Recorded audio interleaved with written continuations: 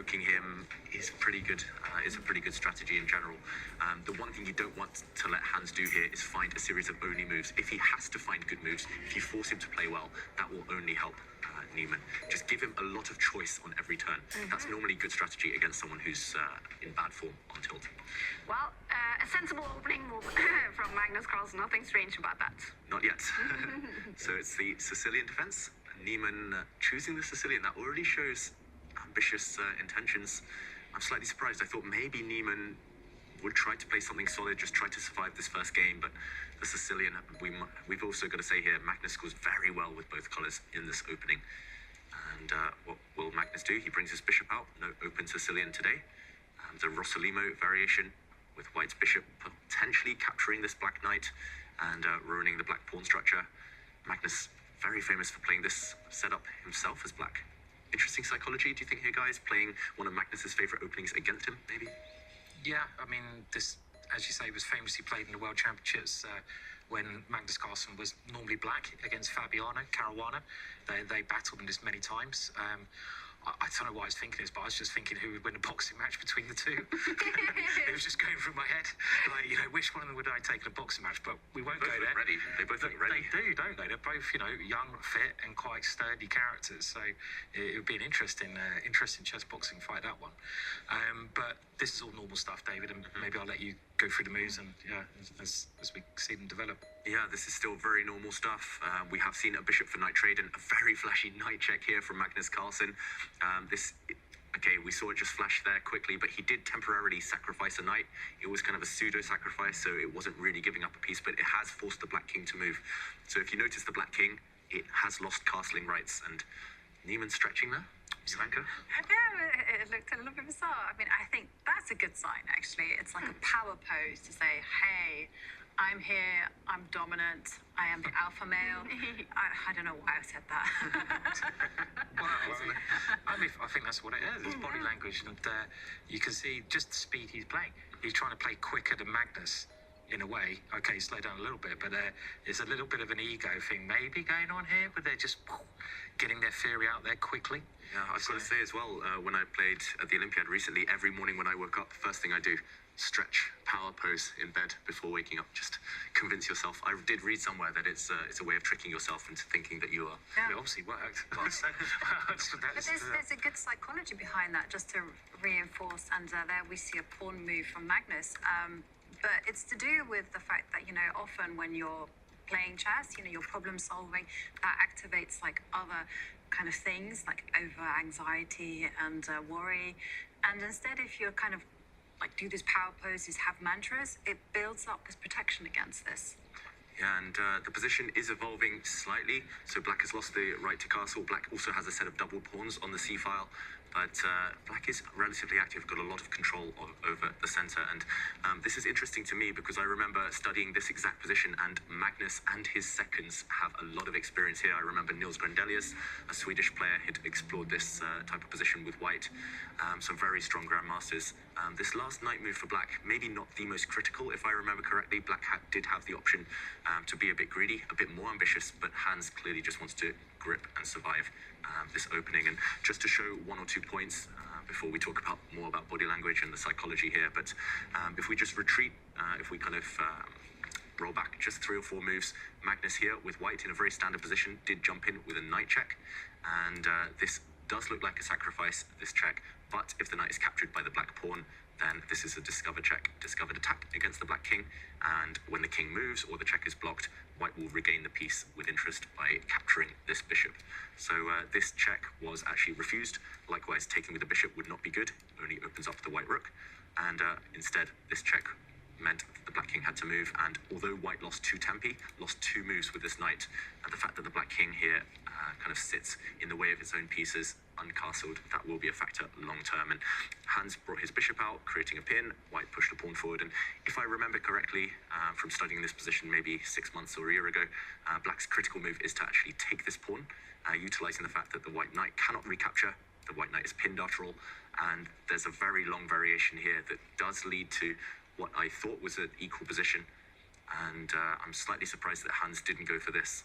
If you want to kind of calculate deeply, work on these openings with computers, then I think you would be able to play this move with relative confidence. And the variation continues. White, I think, pushes forward a pawn, and we get a position where white is a pawn down, but will regain it due to the fact that black king is weak, the black bishop is a bit loose. But instead, Hans just putting his knight on this square, and Magnus maybe surprised, just thinking for the first time in the game. Yeah. What do we think about this decision by Hans, not kind of forcing the issue, not being greedy, grabbing a pawn, instead just parking his knight on a nice outpost and saying, okay, you prove it, Magnus. Well, it actually has been played before, and I mean, it's interesting you mentioned Niels Grandelius, because of course he worked with Magnus, but I'm checking the database, and it says that Niels Grandelius actually beat Nihal Sarin, and one of India's promising talents, in this opening with the white pieces, and also Arkady Naidic, a very strong German grandmaster. Yeah. Changes a lot. He does change, and he also beat another very strong grandmaster, Roganovic. And just taking a look, I can see that there are like 4 victories for white and about 7 draws. Okay, so no victories for black in this position. And what was white's most common move? Because to me, it's not 100% clear how to solve this pin situation. This move that Magnus has just played. So he plays the most common and maybe most successful move, just challenging this strong black knight. This knight is, after all, a very strong piece, holding everything together for black, so it makes sense to trade it off.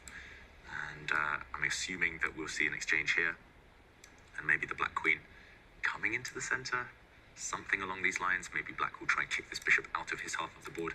Either way, it's a very rich position, a lot of complexities here, and I think black's big problem is that his king is not on a good square. It seems that if all the active pieces get swapped off, so the ones you've highlighted there, David, that white should just be better because of the king position. I mean, it's not just the black king position, but it's the rook in the corner. You're playing a rook down, and obviously at the moment, only 2 black active pieces, the knight and the bishop. So I like Magnus's move because he's trying to get rid of one of them, which is very logical. And if you can somehow swap the bishop off, then you're going to leave black with some horrendous pieces. So it seems positionally quite dangerous for black at the moment. You've got to try to keep some tension here. If you don't, you're just worse. So how do you keep the tension? Is there any way you can do that here? I don't see it. You're right, Simon. Also, this bishop, from when I was studying these types of positions, this bishop is often just caught kind of staring at a pawn. Just a very bad piece, whereas white's kind of counterpart, dark square bishop, has decent potential. Yeah. You're right, Simon. No way that I see to keep the tension. For example, if the black knight wants to avoid this exchange and jumps into the center, then white can just challenge. Okay, he has taken, but white can challenge this pinning bishop, and we'll just see a bunch of exchanges, leaving black with his poor pieces. Yeah, and so the players have actually chosen something different. I just wanted to highlight one move that was played in this particular position in the game that I referenced between Niels Grandelius and Nihal Sarin.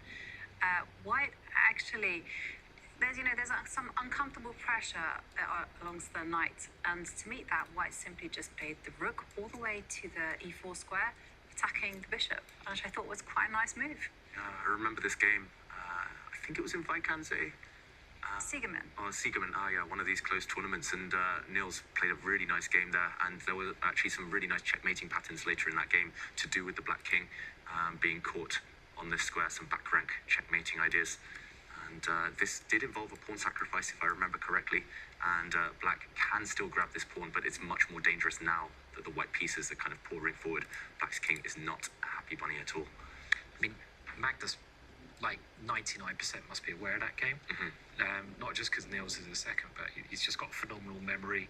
He knows all the games and the variation he plays, so he must be aware of that, I would assume. And I mean, with that rook move, David, I mean, what happens? I mean, just for me, I'm just wondering what happens when the bishop drops back. Something like this would seem like logical to me. I think the rook. And see if white can make progress. I suppose even if you just drop the bishop back, the rook back 1 square is a better square. I don't know, but it's Yeah, I mean, maybe this is a safer path for black. At least now with the 2 bishops, you have some long-term hopes. At least you can kind of plug the light squares with this bishop. But long-term, it's quite likely black will kind of get kicked back at some point with a knight, or, well, we might see this coming. Yeah, he's played it, so... Yeah, current position is this one hitting the bishop, and it does look like the safest way is to retreat the bishop unless you've got something specific in mind here. And I think the speed of Hans' next move will tell us a lot. Either he's prepared this deeply and found an improvement on that game we mentioned, and he's found a way for black to survive, maybe by dropping the bishop back, or he might be facing big trouble. Taking the knight looks suicidal to me. I mean, I don't know if that's what Nihal played, but it looks really dangerous to get rid of your only active piece. And White's pieces are so well positioned. The rook, the queen, the bishop, the other rook coming over. Black's king badly placed, black's rook's badly placed. This looks just visually terrible for black. Even if you win a pawn, so what? It doesn't make any difference there. So you're right, Simon. You don't even have to calculate. You just see the black king stuck, and just play this position with white. Totally. And I also just want to point out that if you look at the clock times as well, if you were to compare them, you'd see that Magnus just over 11 minutes, while Hans is just over 7 minutes, which suggests to me he doesn't quite know this particular line, and so he has retreated the bishop. Now, one kind of very professional way is to repeat the position twice, just to dangle that draw and then just diverge. And so you're expecting Magnus to go back where he came from, yes. that white rook? Yes. Just tempt Hans to try and go for the draw, with the repetition, and to say no. It just seems to be the trendy way to do it. You know, I saw Wesley So do it numerous times on every occasion. We actually saw in the FTX, someone kept doing it. Who was it? Wei Yi. Wei Yi was just like phenomenal with it.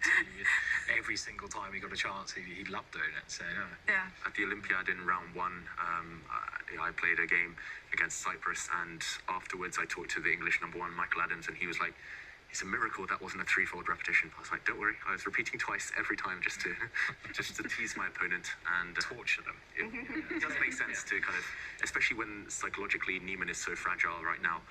He's so I mean, you can play on that maybe. Yeah. So what happens if he plays rook e1 and then he says draw over the top of the computer, and Niemann says yes, and then he goes, "No, only joking." He says, "I haven't offered a draw on the computer," and then he sort of says, "Ah." What happens then? So, cool. We'd see that in adult chess, maybe in the junior levels. Like a fist fight in the arena. Well, get that boxing fight there. Yeah. We did have a move from Magnus, nothing dramatic happening. No, rather than retreat the white rook, he's just attacking the black queen first, and wherever the black queen goes next, we'll see the white rook commit and retreat. You did mention it, David. Hans being a little bit fragile. A tilt yesterday. We're wondering, will he make a comeback today, or will the tilt continue? We're going to go down to Sveta in Miami, being close to the players, interviewing them. And Sveta, today we heard some short answers from Hans. Yesterday in your interviews, very short answers. How do you read Hans's mentality right now? It's quite the difference from how he started out in this tournament, because he was one of the more vocal players. I mean, I think he was close to world domination in the interview we did prior to the tournament. Now he's a little bit more unsure, but I asked him to join me today for some takes and such prior to starting, but it was just a plain no. That was not an ability, and it's a bit of a different personality. So I am a little bit worried about Hans and how he manages to reset for this game against Magnus. And yeah, you mentioned also an interview before the whole tournament started. What did he say to you in that interview before the FTX Crypto Cup? It was quite interesting, because Hans he's a fascinating player, and he's a fascinating person, and he's extremely sociable. He's extremely friendly. He's a character, unlike anything we've seen in chess, but he has such extreme faith in his own abilities. I mean, this is a guy who's increased his rating during the pandemic when everyone else has been pretty much sitting silent, but he's also a player who may not have this live experience that so many of the other players do. So it's an unknown territory for him, and I think he still has a little bit of maturing to do when it comes to how he handles the losses and how he actually handles the slaps in the face that will come when he faces the top players in the world. Absolutely. Very interesting, Sveta. Talking in the interview with Sveta before the tournament about world domination, he really does seem like a confident guy. And he does, as Sveta says, have these slaps in his face from time to time. It was an interesting point. Before the pandemic in 2020, he was rated about 2,400 to 2,450, and now he's gained over 200 points in less than 2 years. So, I mean, he's on a massive upward trajectory, and yeah, sometimes when you get your first setback or when you get a series of setbacks, it's just so hard to recover. You need a few months to kind of consolidate that gain that you've made. Just even plateauing, even keeping your rating is a big gain, but I think just because he's in this mindset of, okay, I can do anything, I think that's why he's kind of reacting as he is right now. But yeah, he's given interviews in the past. He said he's the most talented American player since Fischer. He definitely doesn't lack for self-belief. And more talented than Hikaru? That's what he reckons? His words, not mine. Simon. Fabiano? His words, not mine. The list could go on. Wow, that's a big statement, that is. So he just needs to back it up now. But I think no matter how this match goes today, he'll just want to post a good performance in this tournament. Yeah. He shouldn't be aiming to win it. I mean, nobody comes in their big breakthrough year and suddenly beats the world champion, beats everyone, all the top players in a row. You just need to kind of give yourself a little bit of confidence, some self-belief, and go from there. Yeah. It was really interesting, actually, when it comes to self-belief and what kind of things you should be aiming for. Because we did some work with England team performance coach, and he was saying to us, you should never have aims that are results-based, because you can't ever control the outcome. So if he goes in there and is like, okay, I'm going to play good, exciting chess, this is my aim, he can control that. He can control his attitude. Yeah. He cannot control whether he will win, so to speak, because, that's actually dependent on Magnus as well.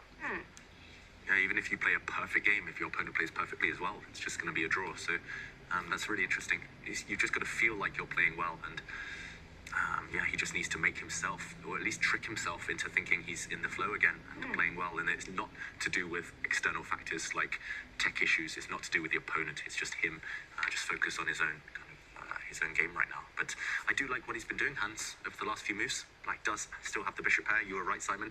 Don't trade off your bishops in this type of position.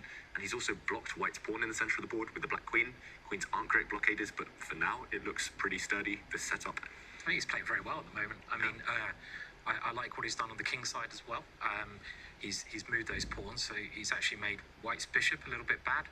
And those pawns, the G and H pawns, have potential to run up the board and actually attack the white king at some point. You could use them very proactively, and he's playing very well at this moment in time. So he's if he keeps this up, he's going to really challenge Magnus, actually, I think. Yeah, and I'm not sure this is a Magnus type of position, because Magnus wants to invite all of his pieces into the game. He wants to get this rook working somehow. He wants to get his queen to a better square, but he has to deal with active ideas from his opponent. And okay, just a calm little pawn push here.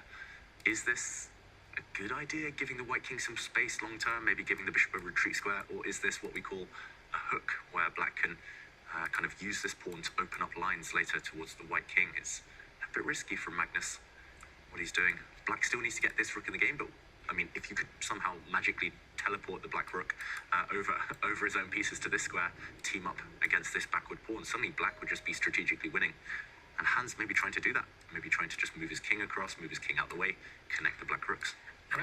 I was going to ask the question because you kind of highlighted something that was kind of bothering me a little bit. White has an okay position at the minute, but they do have some long-term weaknesses, and that is this backward pawn sitting on d3. Can't push forward. I mean, how is Magnus good? I mean, is he good at dealing with these types of structural disadvantages? He normally hates accepting long-term structural kind of deficiencies in his position. He wants to solve them immediately. For example, he would love to push this pawn forward at some point, trade it off, but it's just not possible right now. If he were to have done this on the last move, for example, this pawn would drop.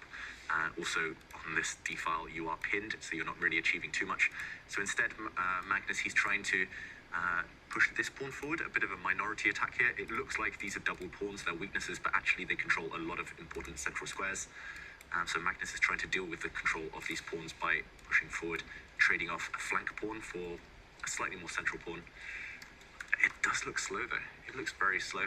Yeah, I mean, Hans's idea is just move the king and double rooks, as you said, and he's playing this. I mean, I thought Magnus could have tried throwing the f pawn forward, was a bit more challenging, but okay, he's trying to maybe just improve his pawn structure. As you both said, this is more Magnus style, but what would you guys do now? Would you kind of trade off here? It does slightly improve the white pawn structure. I think I just opens up the white rook. Double, yeah, I agree with you. Just accept that there's going to be some double pawns on the board and continue with the plan. Be consistent. These double pawns, I guess they're only as weak as the pieces that can attack them, and white doesn't have kind of the possibility to attack them over the next 2 or 3 moves. So, yeah, suddenly this black rook, which we've been moaning and complaining about, suddenly is ready to come and target this massive weakness in the white camp. Prefer black? Yeah, I agree. I actually do prefer Hans' position, so he's doing Right. I mean, maybe he's going to prove he's the most talented player since Bobby Fischer. So, yeah, good stuff so far. Very impressive. He's played exactly what we've just showed. We're heading in this direction. He's even... Okay, we do see this recapture, so he does have these double pawns, but I was going to say he's just going to bring his rook across. Everything connected for black now. The black queen looking nice and pretty. The black bishop pointing down at this pawn. The only problem is that the black king is slightly weak, slightly loose long term, but not an issue right now. Maybe it's something in the air in the Miami arena today. It's looking good for also Levon Aronian with the black pieces against Jan Gustafsson, and the bar also over to Anish Giri's side with the black pieces against Pragnananda. And we do have some stats for the players here in the FTX Crypto Cup when it comes to games with the black pieces. So when we look at the black score, Magnus Carlsen this season has performed the best, 62% score with the black pieces. Hans Niemann, he is in the bottom of that table, only scoring 34% with the black pieces. But his tide's turning now for Hans. The bar is going over to his side. Yeah, I guess in a one-off game, anything can happen, but yeah, those stats, they do surprise me. Firstly, that Magnus is scoring so high, because 62% with black is phenomenal. Wow. Magnus scores really incredible with white as well, so that's really high percentage. Normally even 50% with black in a tournament like this with all the world's best players, that is good. But yeah, Niemann needs to improve. And okay, he's playing consistently, doubling up his rooks. I'm just really loving his position. I'm surprised the evaluation bar is actually in the middle, because what is white even doing? I guess the other white rook sat in the corner has to swing across. There we go, sit passively defending its backward d-pawn. But all of white's pieces are very stuck right now. Maybe the computer just thinks it's roughly level because black can't improve. Maybe black's maximized his pieces. They're all on the kind of perfect squares right now. How do you continue kind of creating pressure? I mean, imagine swinging the queen over to keep hitting that weakness and preparing to advance your kingside pawns is a very, very natural way to play. Because at the moment, this is one weakness in the middle that black's aiming everything at. I mean, black's pawns in the long run on the queen side are a bit ugly. Double pawns means pain, and you've got the isolated pawn. But at the moment, the main problem is white's backwards pawn, which you've all pointed out. So let's just keep attacking that one. Swing the queen over, attack that, prepare your pawns to go forwards. And this seems like you can keep improving his position at the moment, which is putting Magnus on defensive. He's already had to play a defensive move with his rook to defend that pawn, and it's not nice defending a weak pawn like this where you're going very passive. Not something that Magnus would want to do, I'm sure, before the game. So yeah, Definitely, and certainly not with the white pieces against someone who he will really be expecting to beat. And how would he react here? I mean, does he have to retreat his knight to a bad square, or can he maybe throw a pawn forward, try and maybe solve his problems tactically? I think he has to go aggressively, to be honest. Yeah, I mean, moving the knight back looks just so passive, and then the H pawn might come. I don't know. I mean, look, all the white's pieces are just defending, and that's not Magnus, is it, to play like this? But I like the idea that both of you suggested of moving that pawn forwards, right? I mean, that looks like at least something you could try. I don't know if it's any good, but I'm trying to work out. I guess the idea would be to jump forward with the white knight. It is a fork, but the knight can be removed, and I mean, it's just one-way traffic. Okay, Hans has played the move we expect, and a position like this, black is just a pawn up. Yes, we've managed to alleviate some of the pressure, but black can still come back after this pawn, and Magnus has played the very, very ugly knight retreat that we were talking about. He just couldn't find another way. And yeah, the evaluation bar hating this for Magnus. All of the white pieces tied down defending this one weakness, and when you go passive, it's never a good sign. And white has stepped back, therefore black should step forward. That's the philosophy, right, Ivanka? Definitely. And it's a no-brainer. Hans Niemann starts advancing his pawns forward. And what? Magnus is just his knight back to its starting square? I mean, he's just lost 2 moves again. Earlier he lost 2 moves with the knight in the opening, as we showed. There was a purpose there, but he's lost 2 moves again just to force black to commit this pawn. I guess he's eyeing up a weakness on this square, but what a result this will be if Hans wins with black after everything that's happened. You know, it'd be amazing. So yeah, I mean, what should Hans do here? I mean, it looks really bad for white, but we need a breakthrough. Is the idea if I guess if black takes the pawn, white can take a pawn as well, kind of thing. For example, if the bishop captures this pawn, white can capture this pawn, deflecting away the black queen, and now we would just see a bunch of exchanges on this square, and probably just an equal endgame. I don't think this is what Hans wants to achieve. He will want more out of the position, so he won't take this pawn. Instead, what can he do?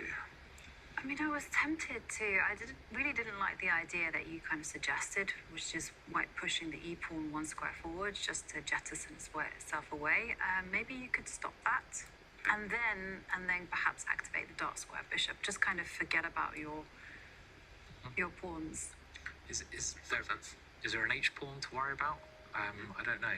It's coming. Yeah. The H pawn is coming indeed, and this pawn hits the bishop forced back.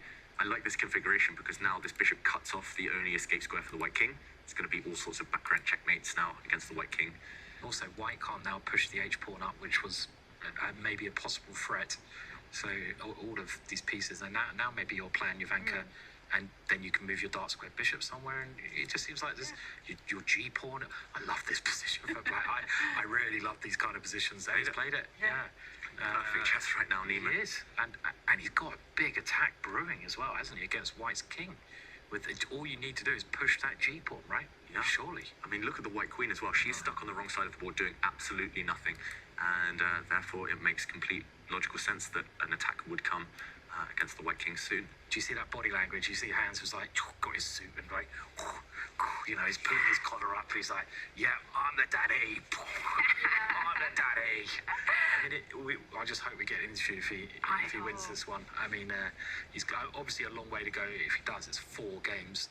But I mean, where would you rate that comeback after what happened yesterday and black pieces against Magnus Carlsen? Unbelievable, you know. I must admit, you know, seeing him today in the interview with Svara, also seeing his reaction yesterday, also seeing the reaction as well that he had when he played FTX Road to Miami and the last 2 days of preliminaries, completely tilted. Yeah. I thought it's a no-brainer. You know, Magnus is just going to steamroller over him because, you know, Magnus is a shark. You know, he said it himself, you know, when he smells blood, he will pounce. Yeah. And instead what we're seeing here is some fantastic chess by Hans.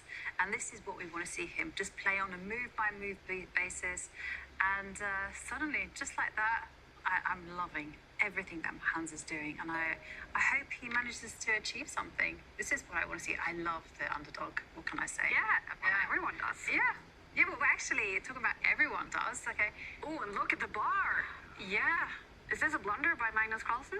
It's maybe not a 1-move blunder, but it does not improve the white position at all. And it just gives black a free move to continue that attack that Simon was mentioning. The attack will brew against the white king eventually. Eventually, black will prepare a pawn break to push the black G pawn forward, and I don't really see what this move does for Magnus. Can you move the bishop around to defend the H pawn? He has. Yeah. I mean, you could have gone the other way, but this is just very nice. Improving. This is like Magnus chess.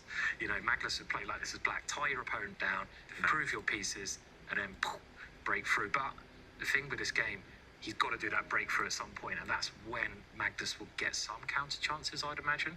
You know, whenever he pulls the trigger on the position. But this is it's a scary plan anyway. I mean, firstly, I've got to point out, look, Magnus has retreated his knight again. So over the last, 6-7 moves, Magnus has started with his knight on this square. He retreated it once, brought it back where it came from, and retreated it again. So he's wasted 3 moves with this knight alone. Here we come. Breakthrough has happened. Yeah, It's consequences. We're expecting maybe the black queen to capture on this square, hitting the white rook. And for example, I mean, I'm struggling to find a move for white here. If the knight goes back where it came from, the black bishop will just move out the way. The rook will swing across and go for checkmate. Take him to bishop, also probably similar. And he is so easy to play for black, this position as well, isn't it? If you've got the black pieces, you line everything up against white's king and attack. and it's really enjoyable playing such a position. So you're 100% right, Simon. I mean, if you showed us this game and said this is Carlsen against Niemann, you would assume it's Carlsen with black. It's Carlsen's opening with black. It's Carlsen's style with black, and. I mean, Niemann's just played a perfect game so far. And we'll find out in a minute. Hang on a minute. They got the board the wrong way around. Oh, no, it is actually Carlsen.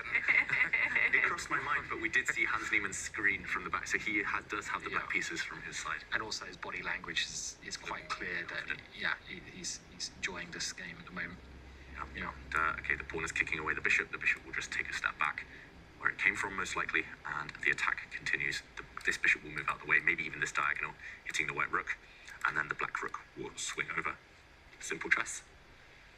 Looking very good for black. Very effective, I have to say. Definitely looking fantastic for black. I mean, I just wanted to have a look what the computer says. Ooh, computer's like -3 in black's -3, favor. wow. I mean, there's so many moves that black's got. I mean, that bishop can now come the other way, the dark squared bishop. Rooks, I mean, there's hundreds of ideas in the position. The time, well, Hans has got enough time here as well. Can he keep his cool? This is the thing, because he's obviously he's this emotional player. He knows that he's doing very well here. He knows he's got a great chance of beating the world champion with black. This is like the real test now. It's like, can he finish the game off? Can he keep his cool? Which, I mean, this is going to be the big question now, I think. Yeah, it's like a star striker in football. He's about to have a shot on goal. It's just keeping his calm. He's just got to keep doing what he's been doing so far. Just not kind of getting too emotional, not getting impatient, hasty. He's just got to pull the trigger at the right time. And as you mentioned there, Simon, the bishop goes this way. Looks pretty good. I mean, I love the two bishops at the best of times, but these two black bishops just look glorious. And easy plan, next move. You can almost pre-move it. Black's rook in the center, just swinging across behind the black queen. Beautiful position. Absolutely beautiful position for black.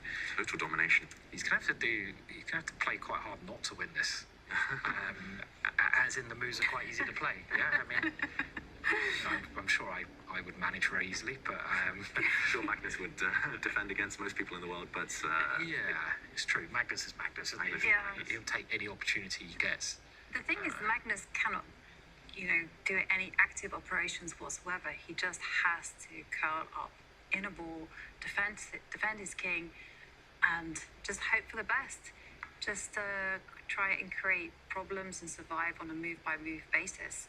What do you think Hans is thinking now? He must be like, stay on your hands, calm down, I don't know, or like, kill. I'm the daddy, come on. Well, we can have a look at him right now. I mean, he just looks like he's in calculation mode. And just as I said that Magnus has to go on the defensive, he goes on the counter-attack. I mean, we should mention as well, Magnus's big weakness on the tour last season and this season, I say big weakness, it's relative, is his only weakness, Magnus. He does like to put his queen on the wrong side of the board, and occasionally he gets checkmated. If we remember last season against Dubov, this season against Pragnananda, Magnus has actually had the white queen on this square and been checkmated on the other side of the board while his queen is kind of distracted. So I'm just getting flashbacks. I think actually against Prague, the white queen was on the a5 square. Against Dubov last season, the white queen was on the a5 square. He got checkmated both times. I mean, we're going to see lightning strike again. Is there a bishop sliding in? Yeah, I was thinking that. Can the bishop just move itself to the e4 square? Let's just slide the bishop in. We saw Magnus just kind of shake his head there, close his eyes and shake his head. I mean, is this game over? Looks like it is. Immediately. Are you winning? You're winning material here. Yeah. You're winning a rook, right? Yep. I mean, an exchange at least. Definitely. Will we see a result any moment? I want to show this on the board, but I think we might see Magnus Carlsen just throw in the towel and forget this game because it's disaster. Wow, this is incredible. I just did not predict this after everything has happened. And after everything we said. I mean, Hans coming out the black pieces, playing this is just what we want. Look at Magnus. He knows he's and also he's just been destroyed by the Hans monster. So, I mean, anyone can lose a game. Magnus can lose a game, but not in this fashion. No. So one-sided the whole game. Ever since the opening, it's just been Hans smoothly outplaying the world champion. Incredible. Yeah, incredible game actually. So, we should mention this bishop cannot really be captured. I mean, maybe it will be, but if it is captured, the black rook will come down and take the white rook on the d1 square. White's rooks are skewered, they're pinned. One of them's dropping to the black bishop. I mean, material, and you're facing a scary attack. Okay, Magnus just grabs a pawn there. And Now the white rook will drop. Yeah, I mean, it's not just the exchange, it's black's still attacking. So if it was just the exchange, you can try to hold on, but black's attack continues and there's more pawns that are going to drop. Black's rooks can come in, the bishop can come in. It should be completely over now. And yeah, this would be a good time for the laptop to go down, right? This is only hope now. Yeah, or the mouse to stop working or something. Yeah, we do have a result in the arena. It's a win for Levon Aronian with the black pieces against Jan Christoph Duda. Also, Alireza Veruja and Liam Le have played a draw in their first game. But are we about also to see another win with the black pieces in the arena? Hans Niemann the bar all the way over to his side against Magnus Carlsen. What a win that would be.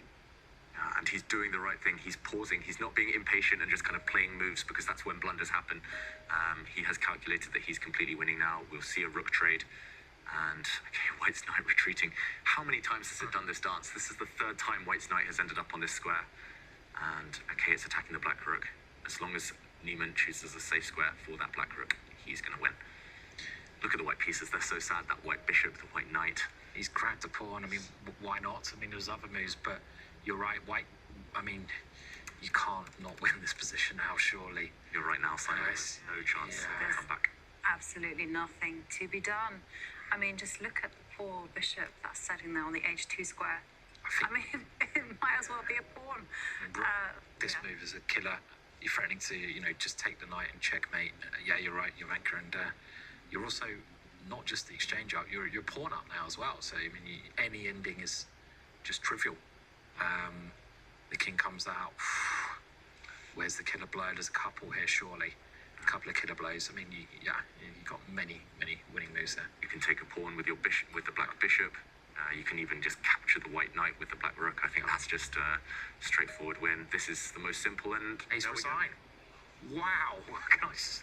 What a result. Phenomenal, right? Phenomenal. What a result. Yeah, you said it, David. Incredible start to the day for